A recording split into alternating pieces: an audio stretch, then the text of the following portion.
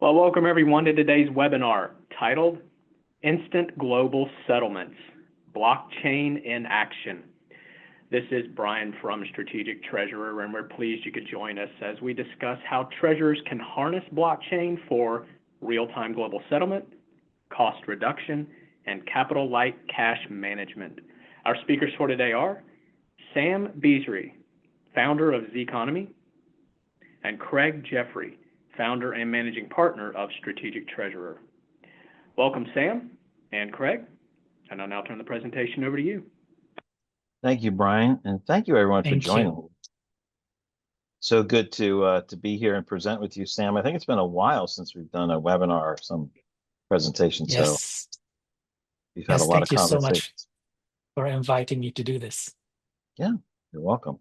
And thanks everybody for taking time out of your evening, afternoon, or morning. I love seeing all the different countries represented, states, jurisdictions, territories. It's very fun. But let's continue our intro into our overall agenda. What are we covering today? There's 6 things on the screen in front of you, 6 boxes that outline what we're going to talk through. We'll begin with the cross-border situation. And one of the biggest things about cross-border payments has been a lack of visibility to where payments sit, lack of visibility to what the costs are.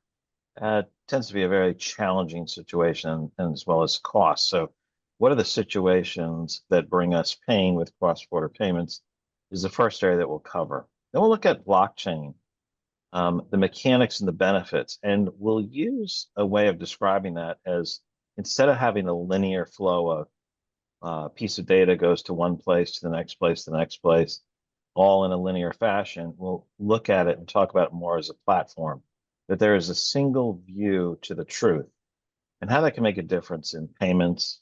And it's a very different model than what we've all grown up with. And so we'll look at that during the second part of our webinar. Then we'll look at digital commercial paper. And the question I'll say here at the beginning is, isn't commercial paper digital now? And what are the funding options? What does it mean to be digital? And what does it mean to be fully digital from an execution and a transaction and management perspective for digital commercial paper? We're familiar with commercial paper.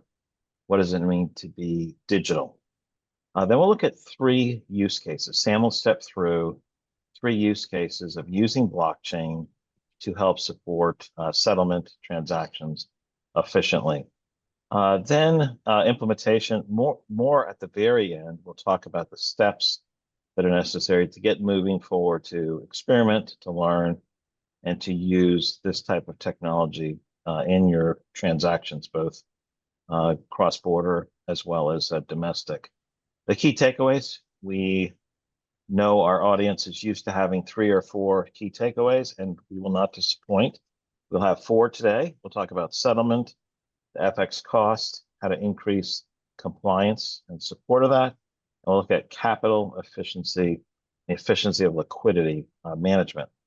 So that is our agenda for today. We've got a lot to cover, and we'll begin with cross-border friction.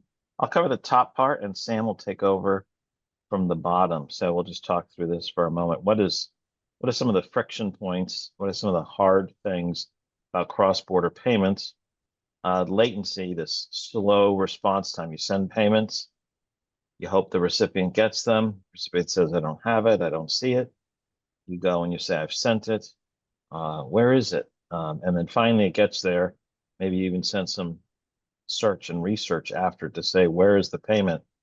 How is it transmitted through different payment platforms, different counterparties to get there? And so the timing is slow, and the cost tends to be significant, and the visibility is very poor. It's been poor historically. There are certainly things that are coming on in different payment rails that are helping, but this is the general situation we see on the cross-border side. Moving across the right-hand top of our screen, we label this idle or trapped capital in international accounts, the ability to move funds around globally with cross-border issues, lifting fees, being able to see and have cash follow the sun is oftentimes viewed conceptually easier than it is in real life. And so We want to be efficient with our capital everywhere. But these are two of the pain points that exist. Sam, I know there's a lot more than the two that you have identified here, but I'll flip it over to you now. Yes, and just to go over the next 2 points, which is the deep tier credit opacity and supply chains. As you know, in many supply chains, you have a lot of nexus suppliers in your network. We have a lot of studies and people complain about the ability to reach deeper into the supply chain to support liquidity, to support deliveries, etc., visibility as well. So blockchain offers that in multiple ways, where it's actually in sort of like a passive way to be able to support the credit and the liquidity deeper into the supply chain. We'll go through some of the examples today. And when it comes to compliance and reporting, the idea of having a single record for both the buyer and the seller, or a single record for multiple parties in a supply chain that can be used and settled simultaneously with the payment, settled simultaneously with the delivery. These are all very helpful in reducing compliance cost, reducing audit cost, reducing the overhead associated with managing these processes. Yeah, and risks as well. On the blockchain checklist, did you want to step through that at all, or is that just a reference, you think, for folks? It's mainly a reference, but we'll be talking about it a little bit more ahead. But as we mentioned, it's an immutable record. It's not a record owned by one, by the buyer or the seller. It's actually a shared record, and no one can tamper with it, which is very important. The programmable asset part, which is programmable payments, programmable even transaction records. And what that gives you is the ability to make sure that a lot of the transactions follow your compliance requirements, follow your procedures as needed. And then at the end of the day, rather than actually you paying more for these benefits, you're actually saving money, which is a very important thing about the blockchain automation, which is at the end of the day, you're actually reducing your cost, not increasing your cost to get the extra benefits. That was excellent, Sam. When we think about sending an agreement or we receive an agreement, there's embedded in that agreement are a lot of things. What has to be done, what the costs are, when things occur. It's very static. We have to pull that out manually in the traditional world. So we'll be looking at, like you said, a programmable asset that supports great efficiency. So why does blockchain matter? This distributed ledger that allows you to add and make it a record immutable or unchangeable mathematically and technically. I'll cover some of the traditional payments. The left side is more of that linear approach, hand off from one party to another. If there's an error, missing information, you've got to go back to the start. That's different from the right-hand side. But what do we see? The results of a linear additive process that's sequential. Settlement can oftentimes be 1, 2, 3 days. It used to be longer, but still quite a long time. FX rates and fees tend to be quite hidden in most cases. And when things are hidden, it's harder to see if you're getting the right or the best price that's possible.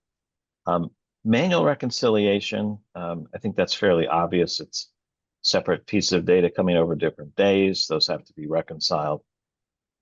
The higher counterparty risk, that was one of the items that seemed apparent from the previous slide. Sam talked about compliance, and being able to pay when things are traded. So when you compress those timelines, you do reduce counterparty risk. That's one aspect. The other is linking contracts, agreements, and surety of payment helps others. And pre-funding accounts to reduce risk. Sometimes you have to send money sooner to make it comfortable for the counterparty, or pay for a bank to provide that comfort.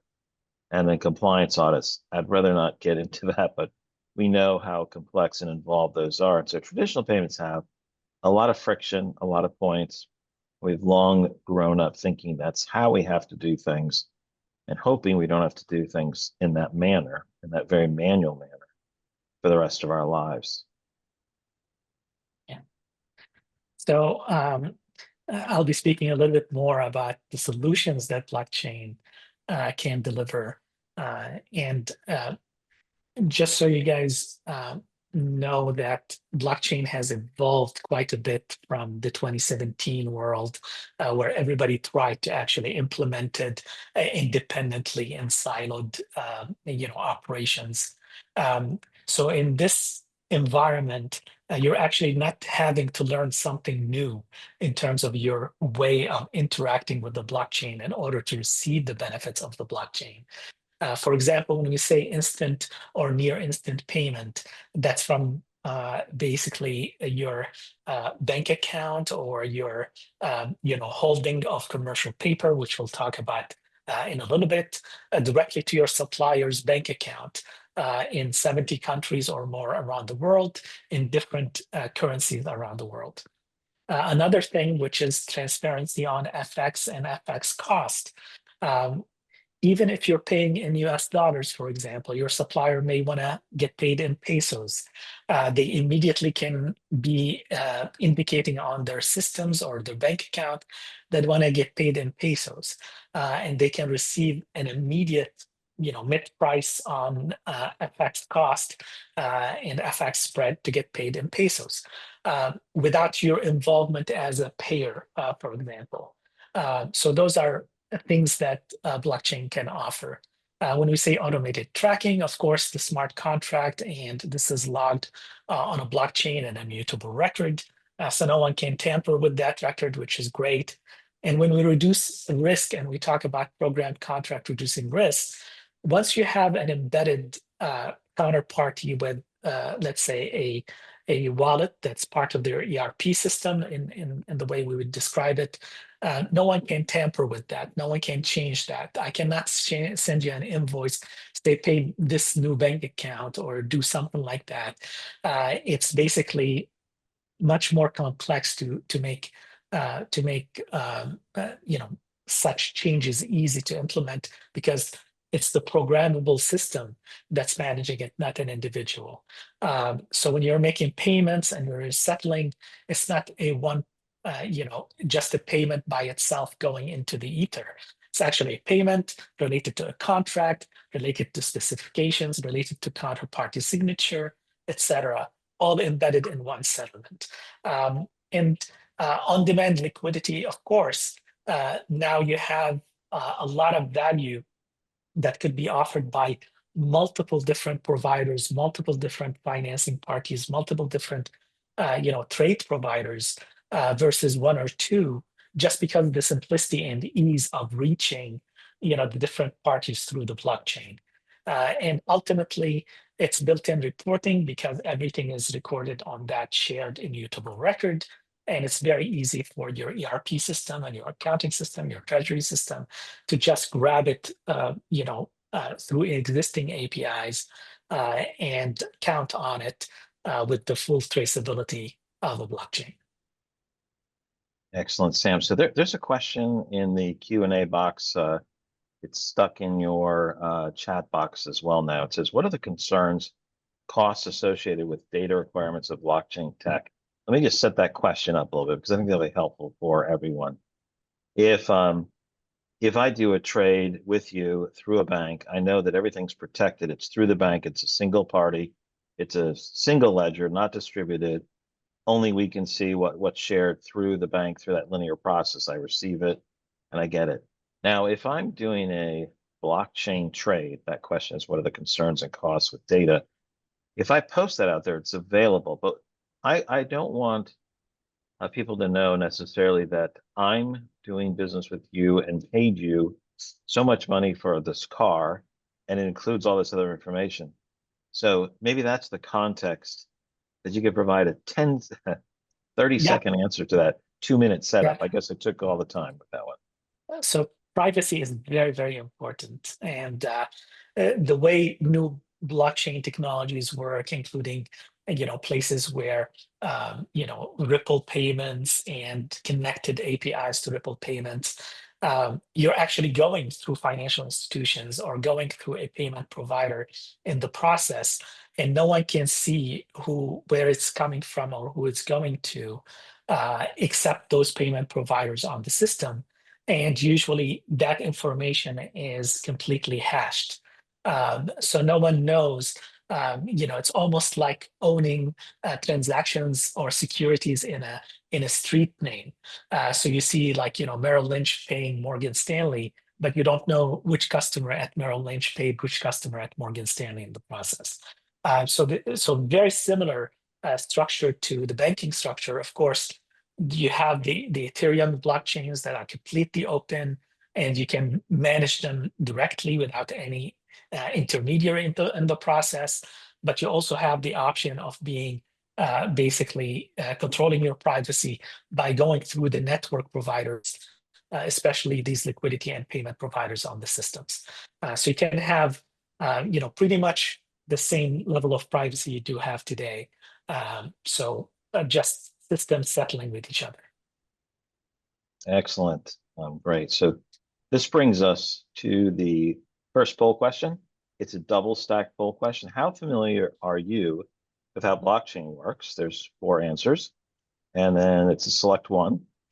The second one is also a select one. How familiar is your treasury team with using blockchain-based payment solutions? So the top one's just blockchain generally, that's you. The second is your team with blockchain-based payment solutions. So we went from simple to more complex. So go ahead and answer those, select both of those options, but fill in both your answers, then hit submit. Then we've got a few instructions for you as well. All right, I'll let you keep answering. In the chat box, go ahead and follow, once you're done and submitted, follow Zeconomy on LinkedIn. Go ahead and click the link. You're open on the system. Follow Zeconomy. If you're not following Strategic Treasurer, please do that as well. Just click those, click follow, and then that's a good way for us to stay in touch. That is very, very efficient way to do that. Also, if you would like to see all of the poll results, if we have 150 people type the word Zeconomy, we will send all the results of these polls out with the deck when it goes there. If you would like to have Sam and I on a podcast and hear, listen to us talk about blockchain at more depth, type Zeconomy podcast, and we'll see about doing one on that topic, go into some depth there. All right, so we have the answers, Sam. Here they are. How familiar are you with how blockchain works? Not familiar, unsure, and somewhat familiar, 81%. We've got moderately at 15, extremely familiar at 5. And I guess that's probably a good reason for the numbers in the bottom one. Any comments on we're aware but not exploring, or we're exploring or piloting them, 6%? Any general thoughts on this, Sam? That's basically been the case, and we hope we can add to the education here in the process. But one of the things that we want people to understand is that blockchain has evolved quite a bit since it was very popular a few years back, and now it's well integrated into your systems. And we see new solutions that are coming up that will increase adoption quite a bit. Because in the past you had to learn blockchain. Now you don't really need to learn it in order to use it. Excellent, thank you. Thanks everybody for answering the poll question.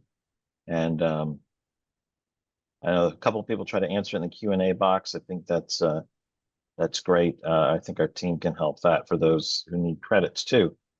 Thanks for your response on that, Sam. That brings us over to blockchain payment rails. And maybe you could talk us through this content.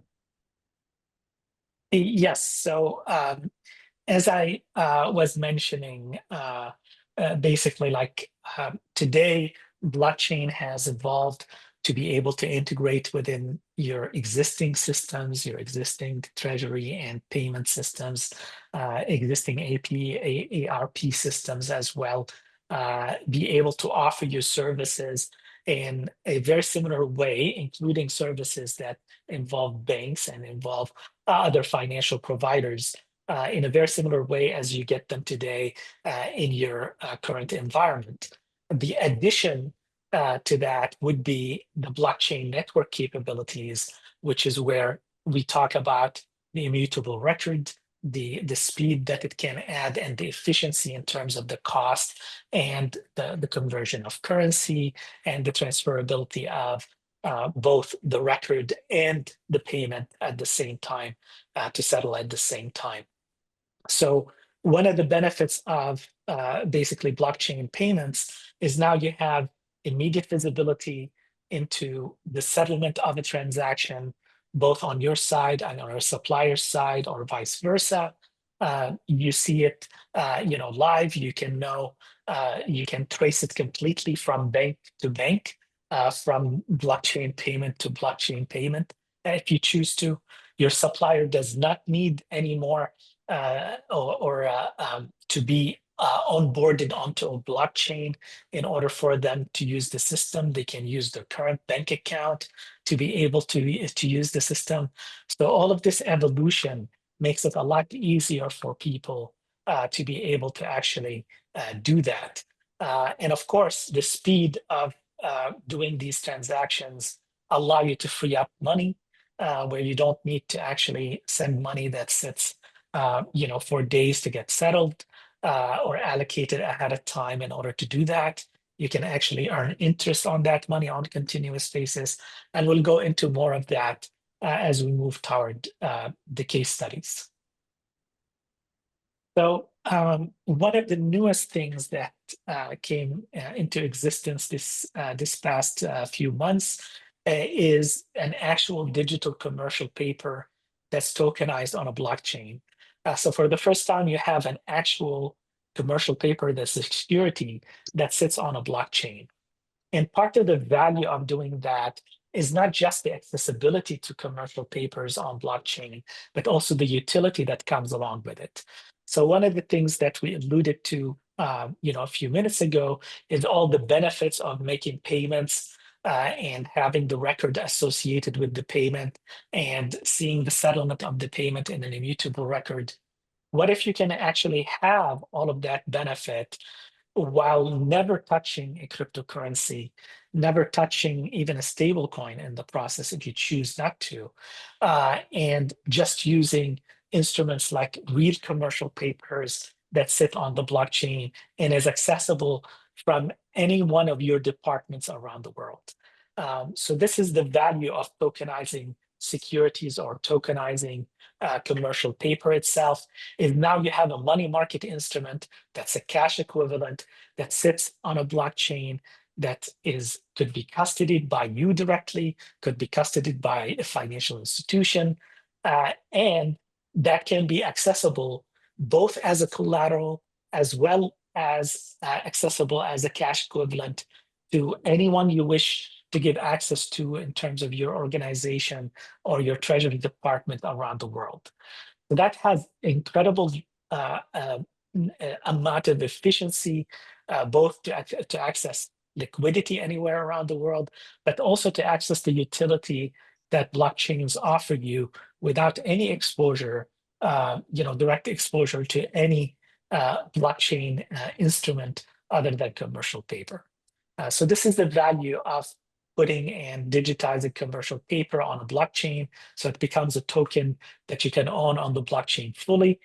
You can use it as a short-term instrument that you own exactly as you do with short-term instruments today, exactly the same commercial paper you buy, and you can actually issue those commercial papers on the blockchain as well to add all of this utility that doesn't exist in the market today. How would you, and we can pass on this if you don't want to answer it right now, it might be too long of an answer, but how would you describe the difference between tokenizing a token for digital commercial paper versus just a digital record of someone owning commercial paper? What would be Yeah. the key difference there?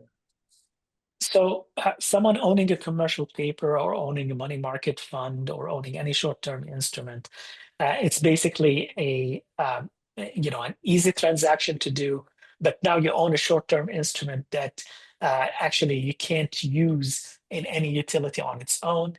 It's hard to actually liquidate it in the process. There isn't a secondary market to liquidate it.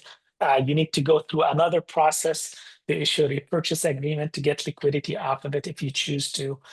So all of these processes are manual today, even if you want to just buy and hold in the process itself.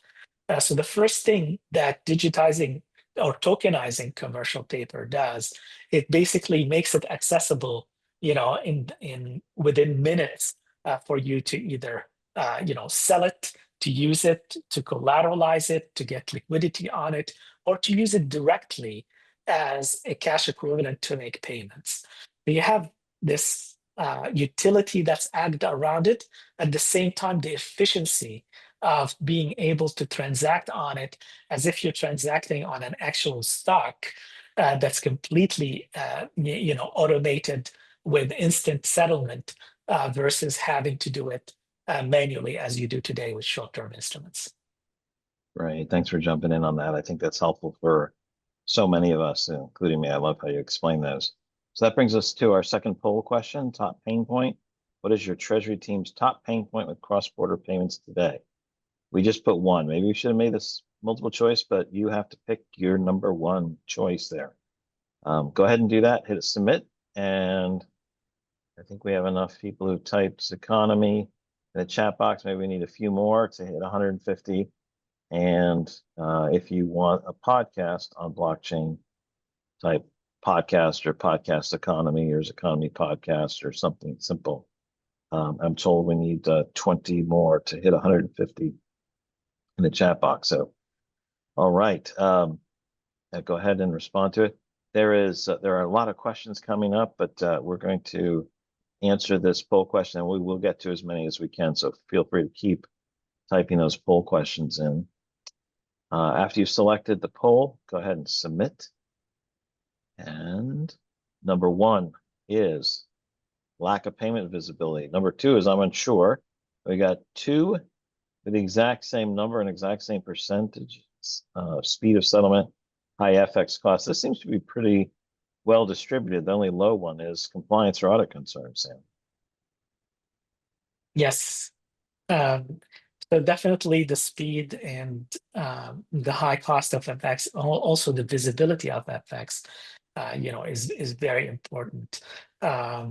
So one of the things that we will go into is basically the ease of how a blockchain system can solve that, and the existing services and blockchains can serve that.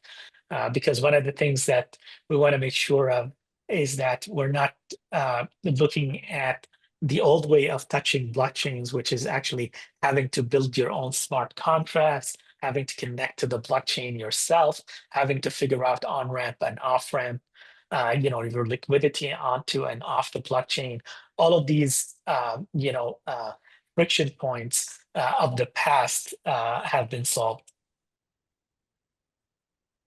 Thank you. All right. Appreciate everyone answering those questions. Thanks for your comments, Sam. Now we'll get to trusted infrastructure. So, what's the importance of having trusted infrastructure if we're talking about things like digital commercial paper or tokenized commercial paper, whatever the new term will end up being? Just a couple of things. If we think of what is a trusted infrastructure, it would be one that supports baked in rules management, baked in execution, something that's efficient and well controlled, as opposed to it just houses information that people have to look up, execute, and do it separately, where there's lots of points of breakage, lots of points of separation. If we could build those in, that would matter. And so that's what we're talking about here, is how do we move to a new environment that supports trust for compliance, for transparency, for reporting, for execution. So with that as a setup, Sam, I know there's a few things that you wanted to touch on here. Yes. So when we talk about the enforceability of rules in a blockchain, um, it's basically having compliance, audit, reporting, all into one record that's live. And if the record is actually not only timestamped and immutable, but is shared by all the parties who are involved in the system, then you have a lot less disputes. You have a lot of less compliance issues that you need to do, and that reduces the overhead. That frees up capital. That frees up credit in the process, and make the whole process a lot smoother. Between the different parties. So the records on the blockchain are not just programmable records and immutable records, but they also involve the same protection levels you have today. So using a blockchain doesn't mean you get rid of all the intermediaries you're dealing with, all the responsibilities of the other parties you're dealing with. So this is something that we should keep in mind. So for example, when we say digital commercial paper, all the rights you have on the commercial paper that you have today, you would have on the digital commercial paper. The payer had the same level of obligation, had the same ratings. So when you talk about P1 rating or AA rating, that's exactly the same commitment or the same rating review that you would get in the real world. And the divide between the blockchain and the real world is no longer there by issuing it directly on the blockchain itself. So you don't have to worry that even with the efficiency and the automation that comes about, the blockchain, that reduces the accountability of the players on both sides. So this is an additive value, not a replacement of the different trust systems that you use today. Like that trust systems. That's excellent. Well, thank you, Sam. So, what are some of the core benefits of using blockchain to improve treasury operations? So much of this is in the future, some of it's available now. But what are some of the core benefits? So, if we say, what can blockchain do? One of the key things would be reduce the latency, or how long it takes for activities to occur. The quicker they occur, you execute something, it settles, all the transactions are done. It makes life easier. Everything from reconciliation to tracking our counterparty risk and exposure. That's significant. Another one that would flow under the better working capital management and leaner cash operations is it help us with our forecast. We would know when we're receiving money, when money's being sent. Our forecast would have more elements that are known as opposed to expected. So that helps with better information, better known information. And that's where the eyeball that's there shows us as well, real-time visibility. The counterparties that are involved in it know when and see when things are going to occur. It's not, I have to call you or email you. Now, me and my counterparties can see what's going on. And the fact that there would be enforced contract compliance, this allows both a built-in audit trail, the immutability records can't be changed. Both parties can see it, so there's visibility. So that lowers the disputes. Like that's a key reason why Swift was so good. Historically, it's like, okay, we've got a messaging agent that allows for everyone to say, well, that's what was communicated. Not you sent it, I didn't get it. Now you have an independent party that sees that. So it provides that type of clear exposure to everyone. Gonna move on. And it's actually a natural part of the blockchain process. So it's not something that you need uh, to basically communicate separately or do separately, which is great. So the messaging and the message proof is a natural part of the process itself.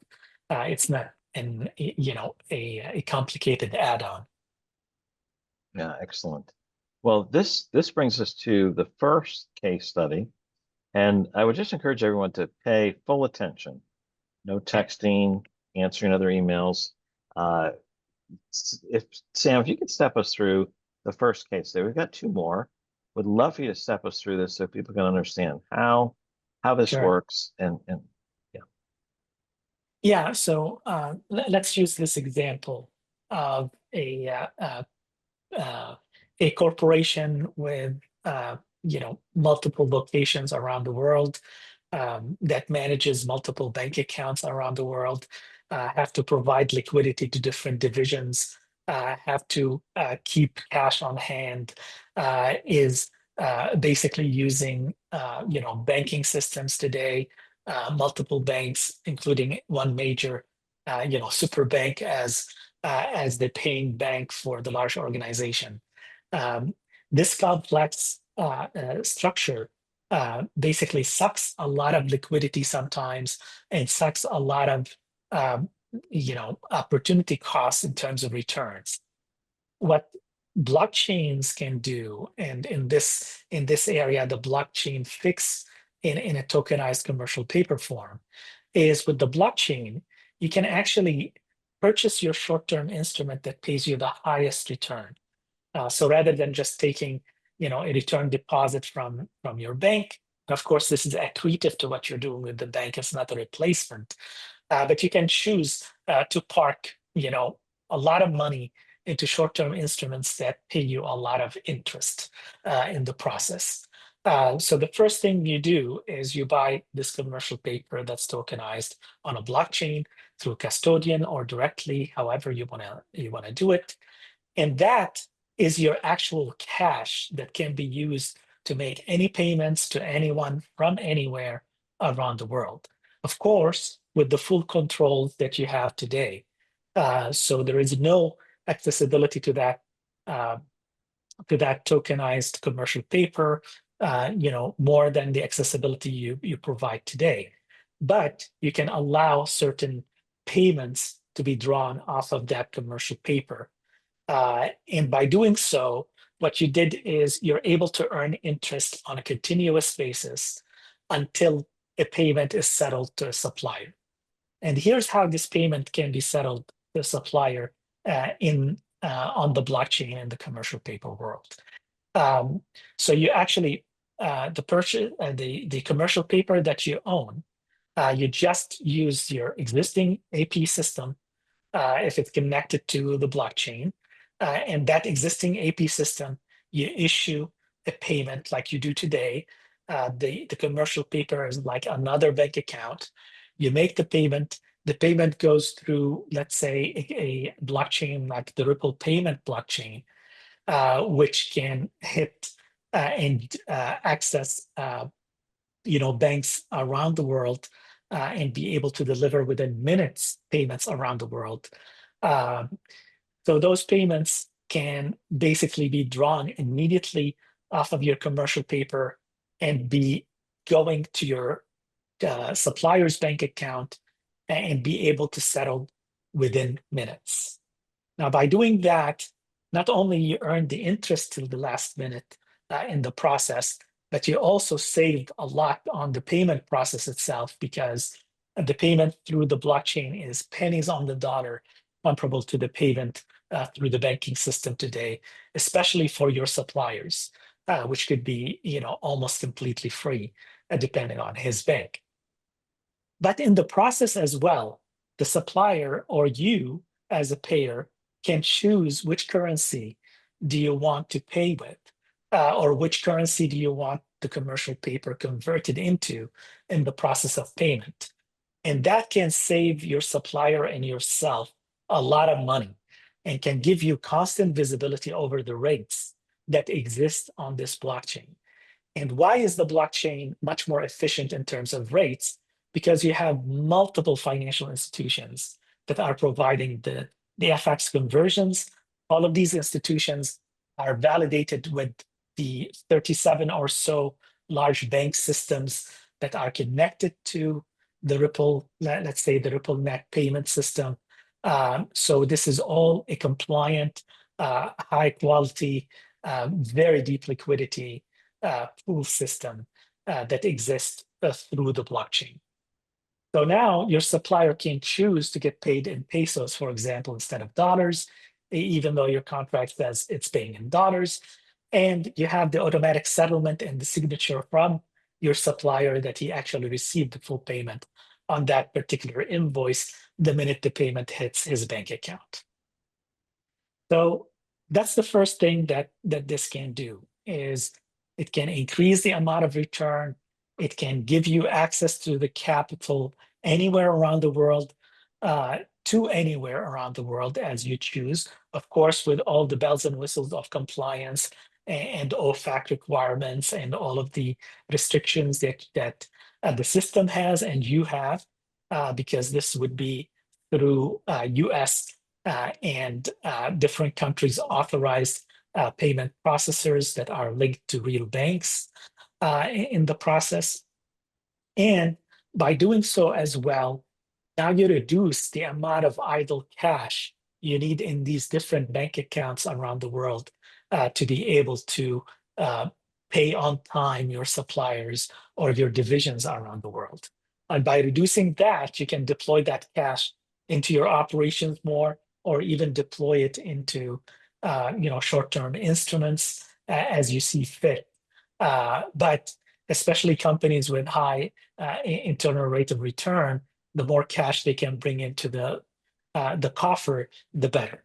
And with all of that, you get the immutable records we talked about from beginning to end.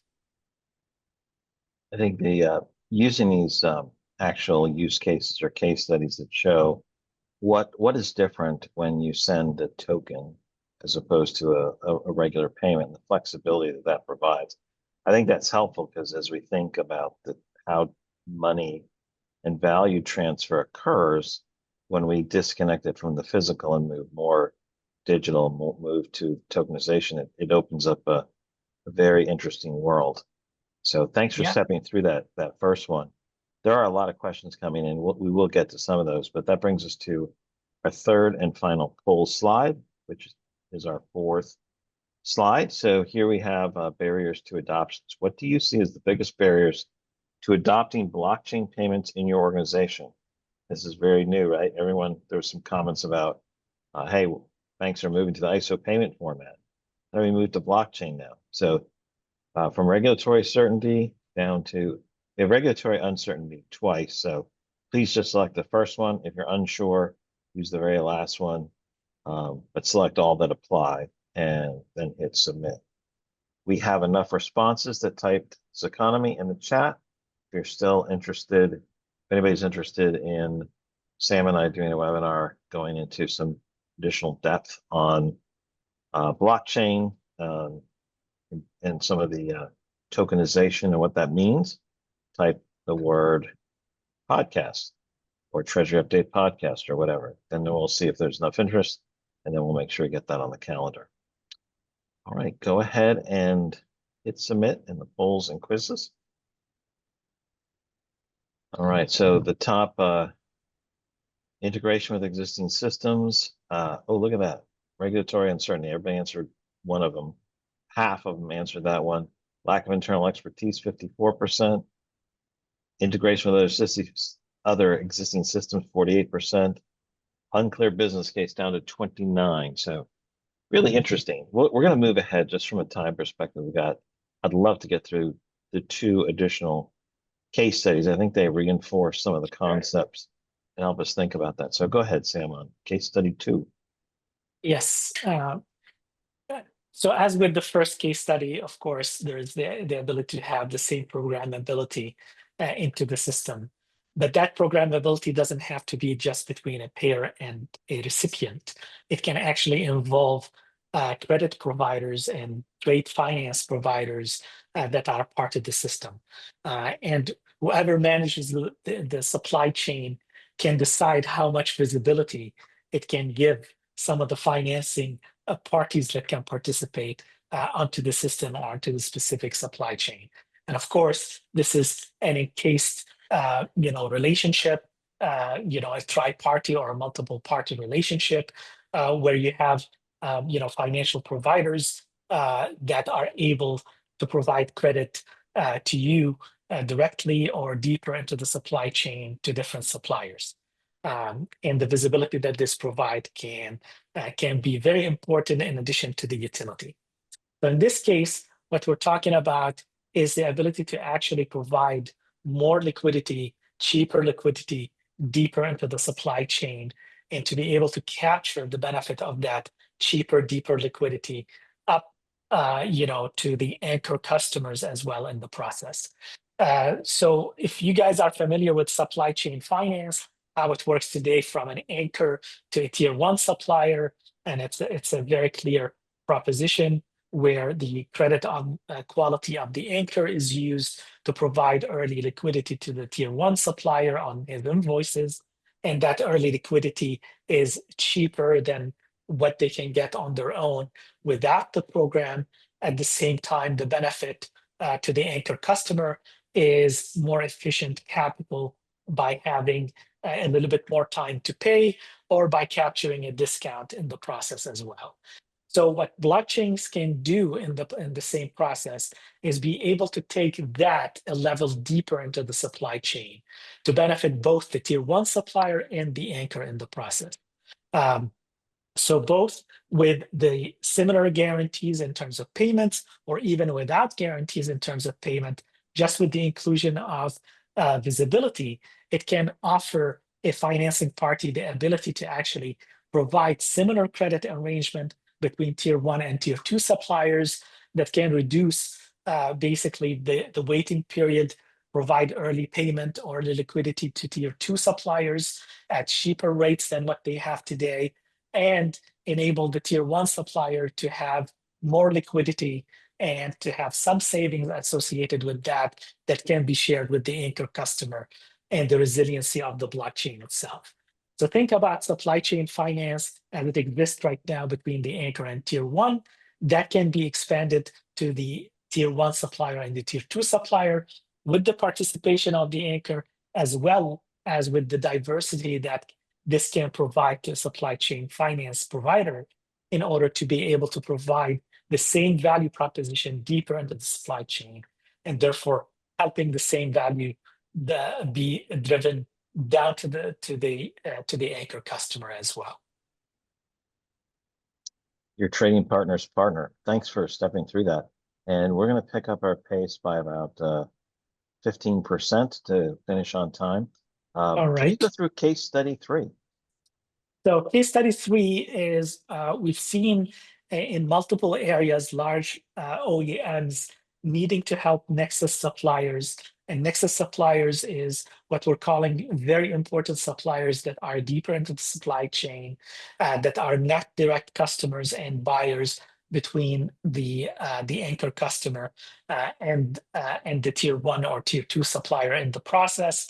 And what the blockchain can do is actually can have a very good balance between the ability to support that supplier's credit and to protect that supplier's data and differentiation, pricing, etc., in the process itself. So what that does, it provides an avenue for anchor customers to support the credit quality of suppliers anywhere in the supply chain, especially if there is a critical operation that needs to be done. Provide the equivalent of letters of credit into the supply chain as well to any party in the supply chain, directly or indirectly, and to do it in a very efficient manner where they don't have to go through multiple steps, similar to today's letters of credit, through the large banks, or to preserve a lot of money that can be released and not used in order to secure such lines of credit because of the visibility and the structure of the supply chain. This is a little bit more complicated, but I won't go deeper into it. Maybe in the future we can go deeper into it. But the idea here is that it gives a lot of flexibility to do more financing and to reduce the cost of financing to suppliers with the simple structure of being able to validate a PO and validate an invoice as you do today. Yeah, well done. Yeah, so three case studies, 3 different examples, still leveraging the same type of technology with some similarities and some variations. So that brings us to final thoughts. And final thoughts is normally the last slide we talked about, but today we have another slide after that called next steps. So Sam, if you could take us through the first two, I'll do the honors on the second two, and then we'll get to some of the practical matters of what to do next. Yes. Again, the real-time settlement on blockchains, that should enable you to relieve, to be more capital efficient. You don't have to place a lot of capital around the world in order to make sure that money is available when money is needed. That capital can be deployed elsewhere in the organization. The cost associated with that, whether it's FX cost or payment cost, those are both very visible and significantly cheaper, along the line of 60 to 80% cheaper than what you would use today. FX, spread visibility is there, and it's always very close to midpoint for the supplier or for yourselves. This all exists basically in an environment that is very similar to what you're using today. So you don't have to learn something new in order to be able to use it.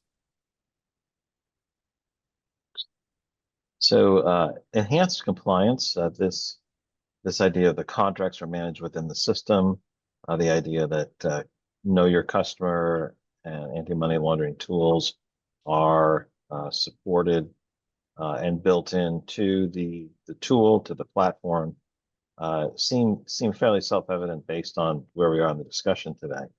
The other basis of having immutable transaction, tamper-proof, right? If you change it, it will break the mathematical code, and you have multiple places where the information can be stored, provides really, really good audit trails that can't be changed. And then you still have data protection, data transparency, that the right people can see what's necessary from a network or a platform standpoint, as opposed to just it's wide open or it's completely opaque. So taking the best of both concepts of full visibility to those who are permissioned to see it. The last item here, this capital light liquidity, the idea of I can send a payment or I can send a token that is earning money that the people can convert, the other counterparty can convert to cash or can use and continue to earn money on that, provides different type of flexibility. That's not how we've seen money used or value transfers used for a long time, right? If you used to transit fur or corn or whatever, it was very large and bulky. And then we moved to currency, which is backed up by either gold or the full faith and credit of a particular country. This allows you to send a digital asset or digital token that earns money and provides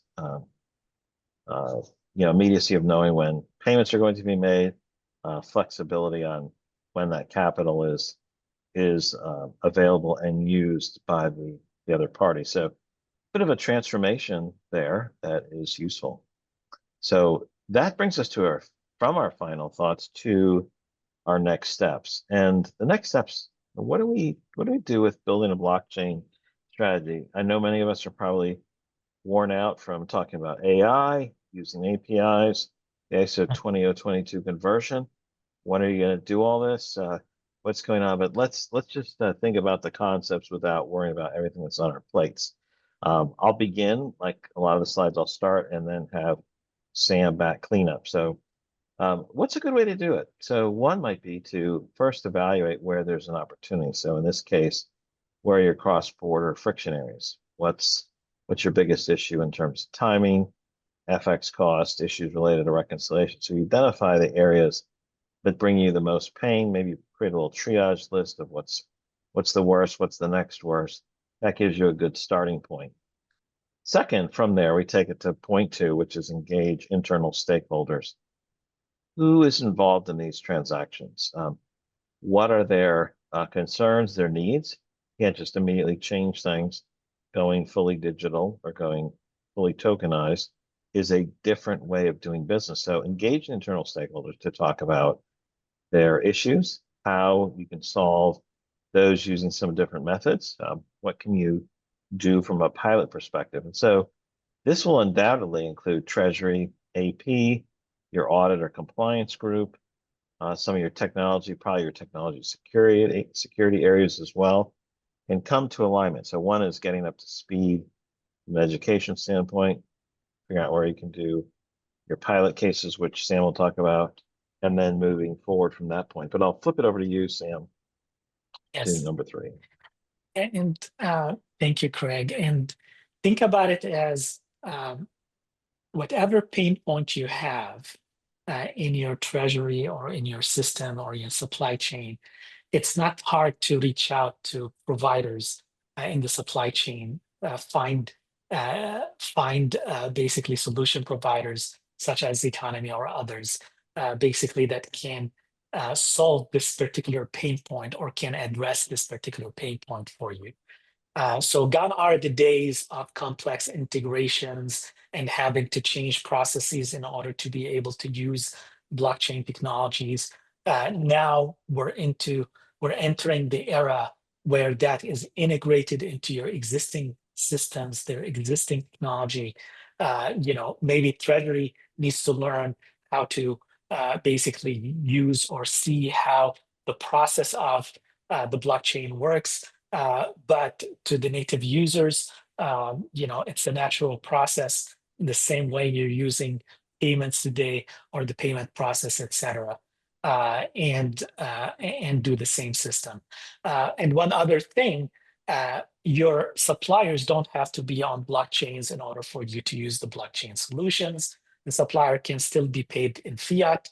You can pay any organization, any authority, even governments and taxes through that, because there's a fiat payment, fiat meaning regular currency into a regular bank account at the end of any funnel in the process as well.